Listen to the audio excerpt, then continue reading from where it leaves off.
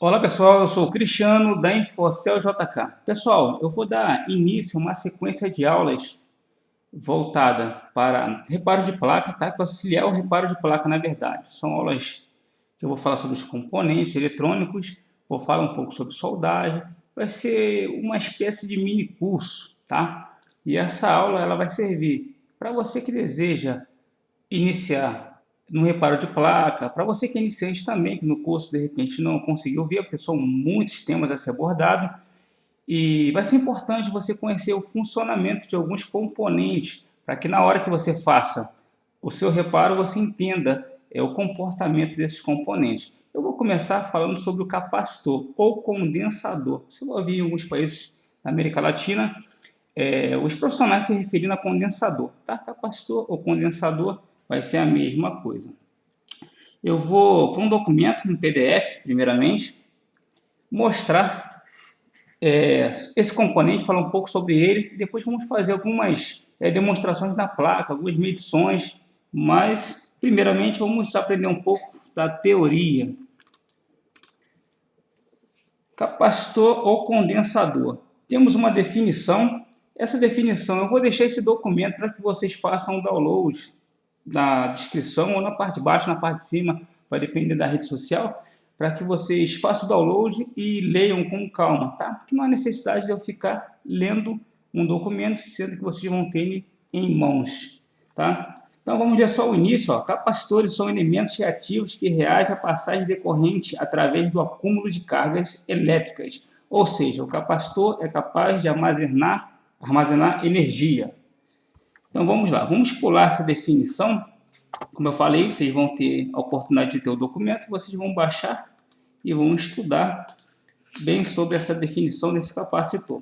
Então vamos lá, o encapsulamento do capacitor, ele vai ter vários formatos, tem alguns mais comuns que vocês estão mais acostumados a ver na placa de um celular, e vai ter outros que vocês não estão tão acostumados devido à cor, tá? Ou tamanho.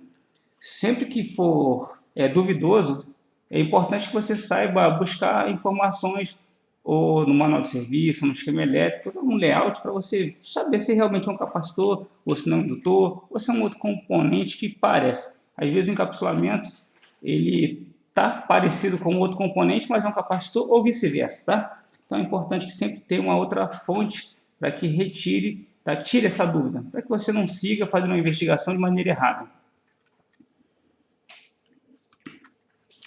Na placa vocês vão ver eles posicionados em volta de alguns circuitos, eles vão estar alimentando, filtrando a alimentação de entrada, alimentação de saída, fazendo parte de circuitos de filtros, tá? De radiofrequência, em fontes de as fontes de alimentação dos celulares, que seriam os power managers primários e secundários, alguns controladores, vai ter vários capacitores em várias partes da placa. É o componente que tem em maior quantidade na placa, são os capacitores. Vamos agora tirar uma dúvida que a maioria tem. As pessoas se referem-se a série ou paralelo, quando o capacitor se encontra num dispositivo, devido à posição que ele está localizado, como ele está soldado. Por mais que esses capacitores estejam um do lado do outro, eles não estão em paralelo porque está um do lado do outro. O paralelo, a nossa definição de paralelo no celular é paralelo à malha negativa e à malha positiva. Tudo que está conectado ao negativo e ao positivo, ele vai estar em paralelo entre essas duas malhas e não paralelo ao outro. Não é que está errado falar que estão em paralelo. Sim, paralelo um ao outro, mas a nossa definição correta para o celular, porque nós vamos investigar, é paralelo à malha positiva e malha negativa. Tá? Esse é o paralelo que a gente se refere. Então vamos observar que essa parte verde aqui maior, predominante, é o GND. Esse GND ele predomina no aparelho celular, na placa. Vai ter várias camadas e o GND ele é predominante. E você vai ver que ele está ligado, ó, ligado a esse ponto, ligado a esse, vem para cá, ó, ligado a esse, ligado a esse, ele passa para cá também, está ligado a esse ponto, desce aqui, nessa carreira, nesses três capacitores, vai descendo. Então, esse é a malha negativa. E vocês vão observar que do outro lado vai ter várias malhas independentes, ou seja, são várias malhas positivas independentes, são tensões diferentes. Esse circuito ele gerencia tensões e ele vai regular várias tensões posso dizer, de uma grande variedade. Pode ser que libere de 20 a 40 tensões reguladas, vai depender do circuito, tá? Ele vai regular outras tensões para o funcionamento do aparelho. Então, ele vai estar paralelo entre a malha negativa e a positiva, sendo que a negativa, na grande maioria, 99% do celular é uma só, e a positiva ela se divide em várias. Mas você também vai encontrar capacitores em série, tá? Não quer dizer que não tenha. Tem sim, mas em menor quantidade. Esse circuito é um circuito convencional. Quando se estuda a eletrônica, a técnica eletrônica, você vai fazer cálculos matemáticos através dessa associação de capacitores, mas no celular nós não vamos estudar esse tipo de eletrônica, nós não vamos fazer esses cálculos, até porque o circuito elétrico ele já te fornece alguns valores, algumas informações. Então não vai haver necessidade de você fazer esses cálculos. E vamos para o circuito. Tá? Esse é uma placa, esse é o circuito elétrico de uma placa de um iPhone, tá? E vai ter algumas malhas, e vamos lá. Aqui nós temos um capacitor em paralelo, ele está em paralelo porque está em negativo, as suas armaduras metálicas, o seu meio, que é o seu dielétrico, o seu meio aberto, a outra armadura e um nó na malha positiva.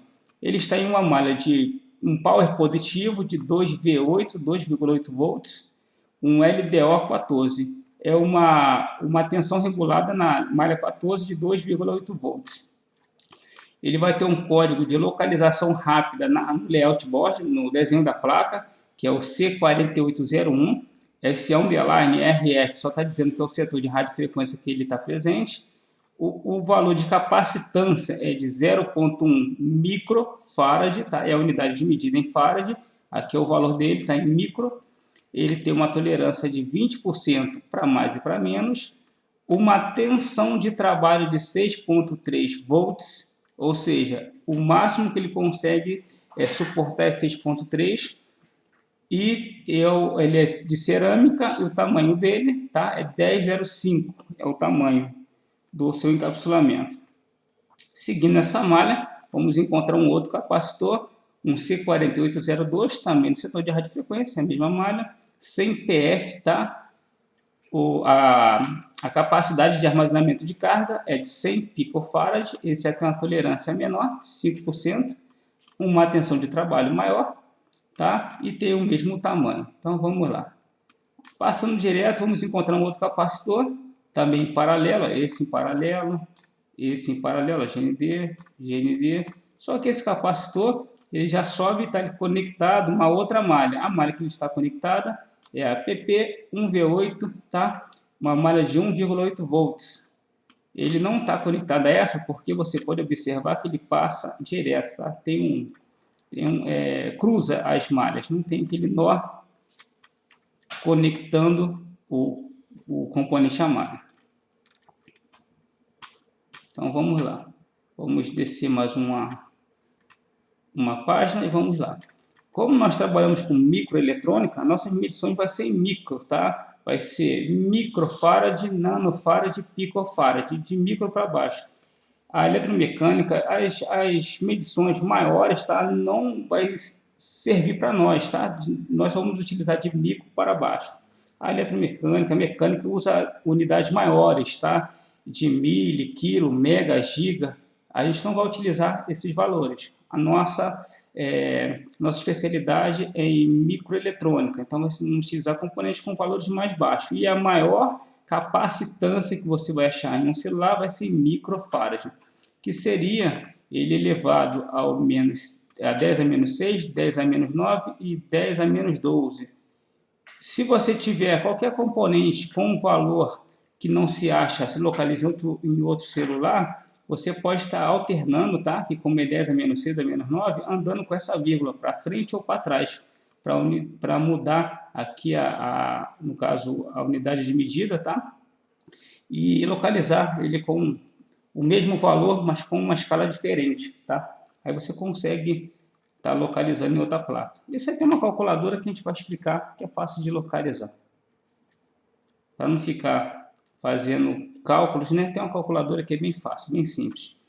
Os multímetros não são todos que vão possuir a escala de Farad, de capacitância, para medir a capacitância, mas os que tiverem, tá? Pode vir que venha com esse F na frente, ou o símbolo do capacitor, tá? Então, todo ele vai medir capacitor. Se tiver o símbolo, que é os dois traços com as armaduras abertas, ou esse F vai ser a escala para medir a capacitância. Esse vem de nano até microfarad. Como ele não é automático, sempre que for medir uma escala de um determinado valor, você utiliza uma escala acima, para que tenha a compensação da porcentagem, da tolerância para mais e para menos, tá? Vai ter uma porcentagem de tolerância para mais e para menos, então você utiliza sempre uma escala acima, nunca muito justo. Se for 200 nano, utilize 2 micro, que aí vai ficar com folga. O capacitor não possui polaridade, esse tipo de capacitor, esse cerâmico, não possui polaridade, você pode medir de qualquer lado e soldar de qualquer lado, sem problema algum. Tá? O próximo tema vai ser bobina ou indutor, tá? Vai ser o próximo tema. Mas agora vamos voltar para a nossa prática. Aqui nós temos um iPhone 6, um esquema, e vamos fazer uma medição. Por mais que tenha aqui, vamos fazer uma medição. Vamos pegar um capacitor desses aqui, deixa eu ver qual que eu tenho aqui na minha placa, para mostrar para os senhores. Vamos pegar esse aqui é do começo, é o C, o código dele é C1552. Esse layout, tá? Ele é um desenho, então eu não consigo pesquisar dentro dele. Se eu tiver que fazer uma localização no layout, eu não consigo porque é um desenho. Mas, para fazer a busca na parte elétrica, dá para fazer sim, tá? Ele é o C1552. Vamos abrir aqui um localizar e vamos escrever C1552. Já localizou, temos ele aqui, ó. Ele é um capacitor, está na malha PP-VCC-MAN1, a malha principal, tem um power positivo de tensão corrente contínua principal, tá? O código dele é C1552, o código de localização lá no layout board, no desenho da placa. O valor dele é 10 microfarad, ele tem uma tolerância de 20%, ele é cerâmico, tem uma tensão de 6,3 volts, e aqui está o tamanho dele, 0402-9. Então vamos localizar esse camarada e vamos medir. Para a gente aprender a medir, mas não vai ser tão utilizado essas medições no celular, tá? A gente não utiliza tanto essas medições não. Ele é esse camarada aqui. Vamos fazer a plaquinha também destruída, mas não tem problema. Vamos fazer a remoção dele. Vamos fazer a limpeza. Um pouquinho dessa resina. Está até solto já. Vou tomar cuidado para não voar daqui.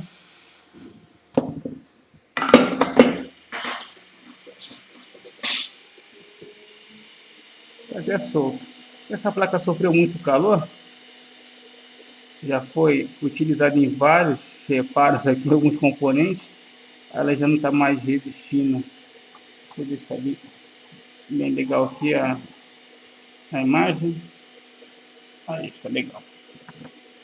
Só tomem cuidado que na hora que vai medir, às vezes, né, pressionando as pontas de prova, o componente ele voa, tá? Ele sai fora aqui da nossa manta e nós não achamos mais. Então vamos lá, escala, meu multímetro que eu estou utilizando é um multímetro automático. É um multímetro automático, ele vai ter algumas escalas juntas, tá? Temos continuidade, temos diodo, temos resistência, escala de ohms e temos capacitor. O meu tem o símbolo do capacitor, a simbologia. Então vou ter que medir. Você vai olhar no multímetro aí pequeno aí, na tela que está em M ohms, tá? Tá o símbolo assim de ohms, vai até mega ohms na resistência. Agora a continuidade, que é a escala sonora, tem um símbolo de ohms, porque também se mede uma resistência. Agora a escala de diodo, você vê a flechazinha com traço, o V no final, que ela mede, essa escala vai medir o componente, aquela extensão do componente em milivolts, e a escala de NF, tá? Que é de nanofarad. Vamos ver, vai nano, pico, nano e microfarad. Vamos ver a medição. Ele falou que tem 10 microfarad. Vamos conectar aqui com cuidado para que ele não voe, né? Não dispare. Como é um multímetro automático, eu vou ter que esperar um pouco até fazer a leitura. Você vê que a escala vai mudando, de micro, nano, pico, vai mudando. Agora ele parou em 8 ponto alguma coisa. Agora vamos lá, se ele tem uma tolerância, deixa eu ver aqui qual é a tolerância que ele se encontra ali, ó. Se ele tem uma tolerância de 20%, se é 20%, está dizendo ali, né? Quanto que é 10% de 10? No caso, 10 mil é 1.000, 20% 2.000. Se deu 8.000, então está dentro da escala a faixa de tolerância. Ele está com 2.000 a menos, então ele está legal. Ele deu uma tolerância de mais ou menos, então ele está legal. A eletrônica, ela sempre vai ter uma tolerância para mais e para menos, uma tolerância de 20% na maioria em algumas situações, tá? Mas sempre vai ter essa margem de erro. A eletrônica, ela não é 100% exata, ela vai ter sempre essa tolerância para compensar qualquer falha, seja em qualquer componente, teremos uma tolerância, tá, no seu valor.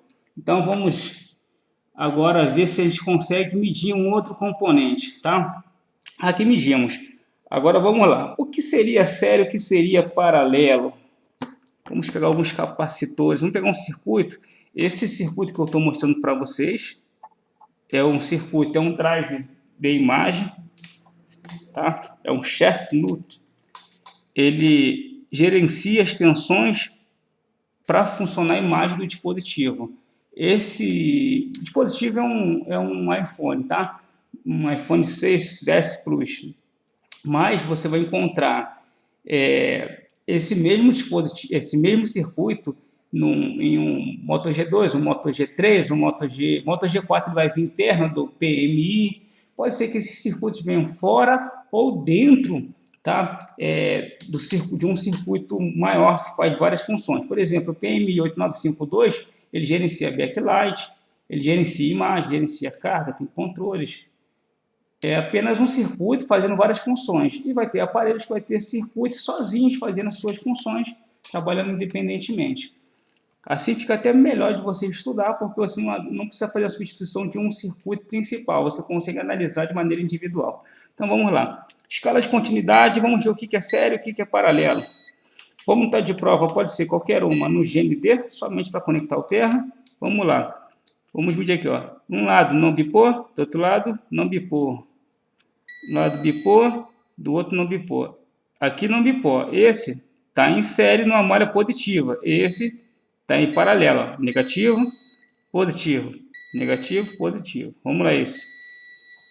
Negativo, positivo. Negativo, positivo. Negativo, positivo. Negativo, positivo. Negativo, positivo. Negativo, positivo. Negativo e positivo, e esse aqui, ó, em série. Se nós encontrarmos um reflexo, tá? O negativo e o positivo dando continuidade, não quer dizer que seja esse componente somente que está com problema. Quer dizer que toda a malha que ele percorre tem alguma coisa de errado e alguma coisa está puxando para o terra, tá? Então você teria que trabalhar injetando tensão. Nós temos um curso também de fonte aí no YouTube grátis, onde eu falo sobre esses consumos, como injetar esse tipo de tensão, tá legal? E agora vamos lá, esse componente que está em série, por que não bipor? Porque ele é realmente um componente que está em série. Ele sai da malha positiva do circuito, passa através do capacitor e entra do outro lado. Ele no caso dos paralelos, são os capacitores de desacoplamento. Ele vai estar se carregando, estabilizando essa malha, deixando ela sem aquele ripple, aquele serrilhado da corrente, da tensão que passa na malha, deixando a malha bem estável, carregando, se descarregando sempre que a malha precisar de energia ou ficar oscilando essa energia, vai estar mantendo a malha estabilizada e vai estar filtrando as impurezas. Esse que está em série já é um capacitor de acoplamento. Ele vai fazer filtragem de alguns sinais, vai deixar que passa outro. Ele vai bloquear a corrente contínua e vai deixar passar somente a alternada, tá? A contínua bloqueia e passa um sinal alternado. O sinal contínuo vai ficar preso nele. Então vamos lá. Como se mede esse capacitor de acoplamento?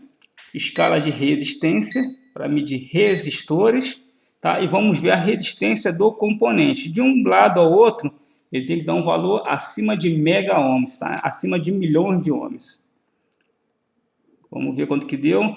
Ó, 3.6, 3.7 mega ohms, 4 mega ohms, ou seja, 4 milhões de ohms. Uma resistência muito alta, já para bloquear a passagem do sinal contínuo e deixar somente o sinal alternado passar para o outro lado. Eu já peguei aparelhos, tá, sem imagem, com esse capacitor com a resistência baixinha, 200 ohms, tá? Então estava passando tudo para o outro lado, tava quase, virou um resistor, né, de baixa resistência. Então, pessoal, essa é uma breve explicação, mas já deu para entender um pouco como funciona o capacitor, tá? Claro, aqui vai ser algumas aulas, não é um estudo detalhado somente do componente, então teria que ter mais aulas falando somente desse componente, só para poder clarear um pouco a nossa mente, como funciona, o série paralelo, como faz uma medição, e sempre que você quiser buscar um valor que você não tenha nessa placa, você pode ir em uma outra placa. Vamos fazer aqui o seguinte, vou pegar um esquema de um Motorola, de um Moto G, pegar do Moto G2, pode ser esse mesmo, e vamos tentar localizar, e vou falar da calculadora. Vamos aqui, deixa eu abrir um esquema meu, tá, de Motorola, e vamos fazer essa localização. Eu falo sempre do Moto G2, porque o Moto G2 ele é fácil de localizar os componentes, porque ele não tem blindagem, né? Aquela blindagem obstruindo os setores, você desconecta rápido as blindagens. Uma placa do Moto G3 ou Moto G1 toda ela soldada, dá mais trabalho. Então vamos lá, vamos copiar essa capacitância que seria 10 microfarad.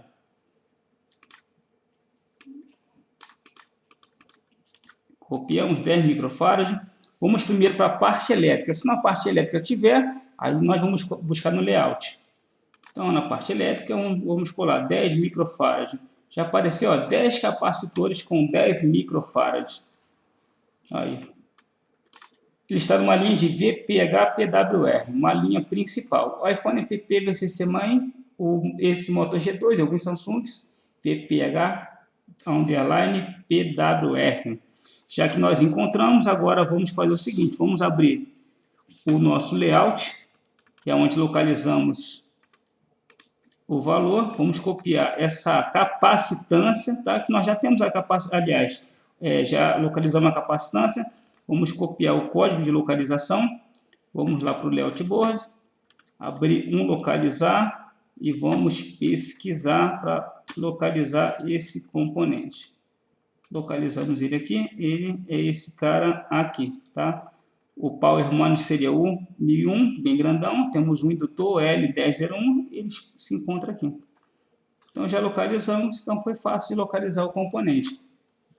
Caso você não consiga achar pelo valor, também temos uma outra opção aqui, fácil de achar. Deixa eu baixar, deixa eu abrir, perdão, no navegador. Vamos aqui no Papai Google. Papai Google sabe tudo. Vamos colocar, vamos escrever calculadora Farad.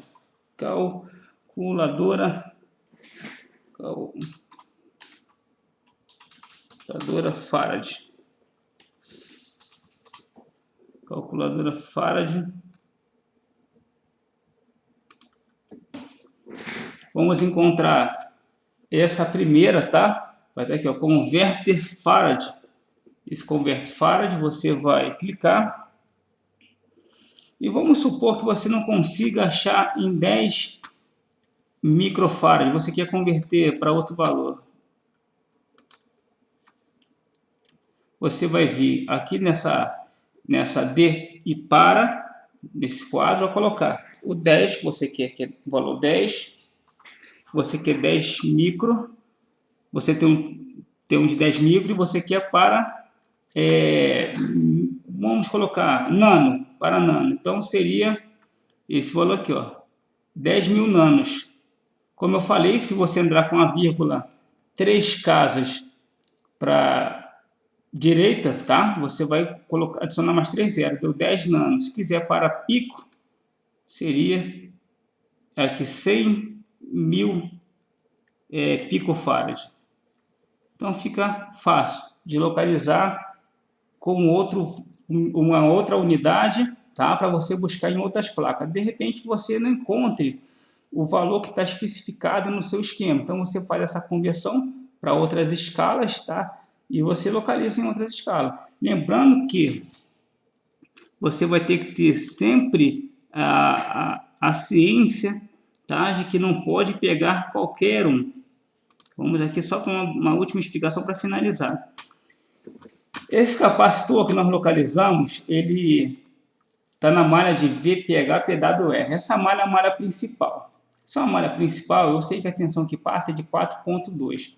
O que eu queria buscar era um capacitor que estava em uma outra malha principal, 6,3 volts. Então, posso pegar de qualquer lugar. Mas, se você for buscar um capacitor que seja de tensões mais elevadas, de malhas de backlight, malhas de flash, tá? Malhas que a tensão é muito alta, você tem que sempre buscar um capacitor com a tensão de trabalho equivalente ou superior, capacitância igual e tensão de trabalho igual ou maior, tá? A tensão pode ser igual ou maior e a capacitância é sempre igual. Porque se você utilizar um capacitor de uma malha que seja de baixa tensão, por exemplo, a principal, que a maioria é de 6,3, 16 volts, 12, e você coloca numa malha de backlight onde passa 30 volts, ele vai se fadigar e vai queimar. Então, só a tensão com a tensão de trabalho. Capacitores, você vai ter que sempre olhar a tensão de trabalho. E a bobina, a gente já vai olhar a corrente de trabalho. A bobina, ela muda um pouquinho, tá? Mas o capacitor é tensão de trabalho, sempre lembre disso. Tensão igual ou maior, capacitância sempre igual. Vamos finalizar o nosso vídeo. E na próxima aula, pessoal, nós vamos voltar com a explicação sobre os indutores. A gente vai ver que o indutor ele faz um papel similar ao do capacitor, mas não igual, tá? Bem próximo.